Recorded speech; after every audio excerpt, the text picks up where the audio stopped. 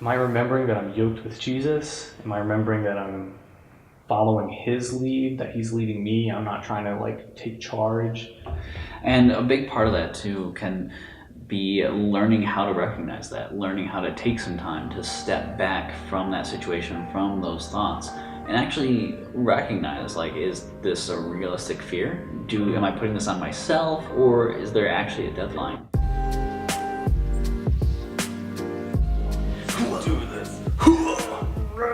Hey guys, welcome to The Current Christian, where we connect and encourage disciples in leading fruitful lives and ministries. We are continuing our series and talking about mental health, and today's video is going to be specifically on anxiety.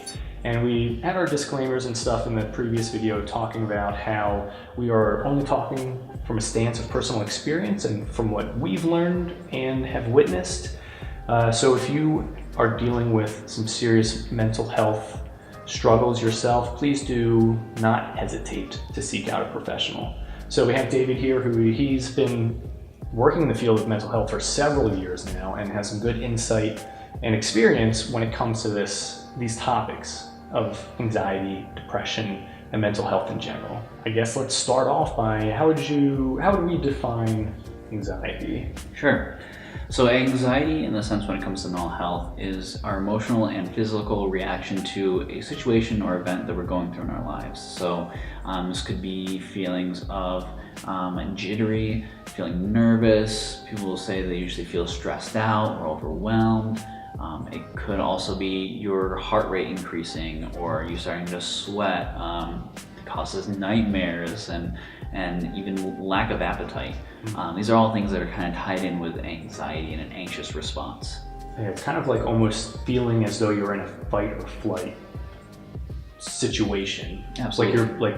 From what I've heard, one's body literally reacts as though it's in a life or death situation. Yet we could just be sitting down taking a test, and someone can be having huge bouts of anxiety, and it's it's super draining. Absolutely. It takes a lot of energy to deal with that, and especially in this modern world. Mm-hmm. In our society, everything's so fast-paced, so it's super easy to get caught up in this feeling of needing to get things done yesterday type of feeling, you know? Absolutely. And with all those things, there is an event or some sort of outside source of that. Like you can look back and say, oh yes, that is why I'm anxious. Because it's definitely it's odd because it feels like everything's on your shoulders. Mm-hmm. And it's just we're thinking of Jesus and the yoke, and he's take on my yoke. It fits perfectly. It's less burdensome. Mm-hmm. And it's oh man, am I remembering that I'm yoked with Jesus? Am I remembering that I'm following his lead, that he's leading me? I'm not trying to take charge. And a big part of that too can be learning how to recognize that, learning how to take some time to step back from that situation, from those thoughts, and actually recognize, is this a realistic fear? Am I putting this on myself, or is there actually a deadline? Or even you're saying, putting it in perspective, what exactly is this going to do if I don't get it done? Sometimes taking that time to really put what you're doing and what you're worrying about into a perspective can really help. And the Bible actually has some pretty awesome verses about not worrying. And I think of Matthew 26, which talks about not worrying, that God always provides. He provides for the sparrow and for the lamb. He's going to provide for you too. So it's when you take some time to take a step back and really think about that, that can definitely help to alleviate those symptoms, those feelings of anxiety. Let's say you're going through anxiety. You're working in a ministry, you're leading a small group, and you're having huge bouts of anxiety. There's a due date, stuff's piling up, and it just feels like it's out of your control. A thing that's crazy is that if you're doing ministry stuff, it technically is supposed to be not in your control. Isn't that the whole one of the main points, and I'll explain that in a sec, but one of the main points I got into doing these videos and stuff is because I know I have to rely on God. And this response, this way of thinking, won't work for every situation and every scenario. But oftentimes when I remember and I look back on why I pursued this path in the first place, it's because I knew it was going to require me to have more faith in God. And it was going to require me to let go of more things and to not work on my own schedule, but to be on God's schedule. And I've heard a quote about like how if you could work as hard as you could for 50 days or 50 years, yet God could accomplish like the same thing in 5 minutes. Or like I probably butchered the quote, but like it's amazing. Like there's how God can just pull through and do something that would take 50 years or 50 days, but it's done in like 5 minutes. So let's say we're leading a small group, we're doing some type of ministry thing, and we are noticing these signs of someone that's going through something and they're exhibiting the signs of being very anxious. From an outsider's perspective, what are some like tips or things that we could do in order to, I guess, like help that other person as they're going through this? Sure. So we kind of discussed this in the last video, but part of that comes from, realizing what your relationship is with that person.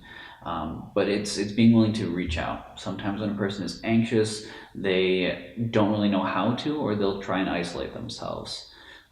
Sometimes it's very helpful though if a friend who is close to them reaches out and actually says, "Hey, are you okay? Do you need to talk about something?" That can be a good way to open the door and helping them to relieve some of that anxiety. So being willing to make yourself vulnerable and available if you feel that that's appropriate, and if you feel that this person really needs that right now. That could really help them to process and put these things into perspective themselves. And if you're close with that person, you could introduce me asking if they need that advice, or maybe want to sit down and brainstorm. If you know that person well and actually know what they're going through and their past history, take some time to maybe talk them through that. Maybe you can point back to different parts of their life where they themselves pointed out how they were able to put things back into perspective, how they had dealt with this thing before and got through it. But you always have to gauge where you're at in your relationship with them and what would seem appropriate at the time.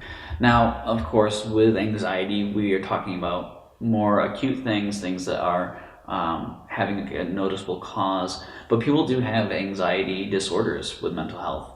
So some of those things could cause panic attacks where a person, physically becomes almost incapacitated with anxiety and feeling overwhelmed. And that can lead to maybe more intense feelings. So it's always good to, if you do know your friend and you know that they're in that place, being willing to call for help if it is something that does get very serious, and being willing to talk with them about maybe they could look at something more professional if they haven't already. If not, it could be just being willing to listen and kind of ride it out with them.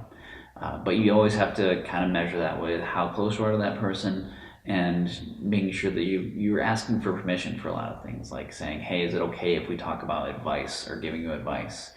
Have you talked about or thought of getting a therapist or a counselor?" So, offering things up as options and giving them the chance to kind of choose where they want to go with that. Some good stuff.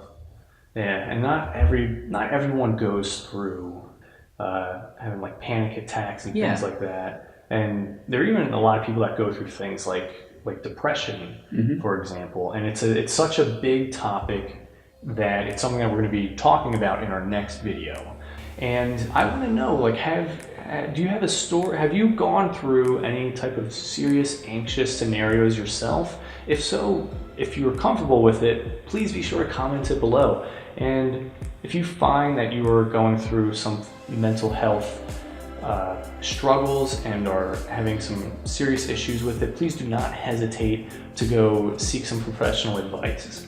Thank you so much for watching. This video would not be made possible without our Patreon supporters. If you like this video, be sure to subscribe, and thanks again for watching. We'll see you in our next video.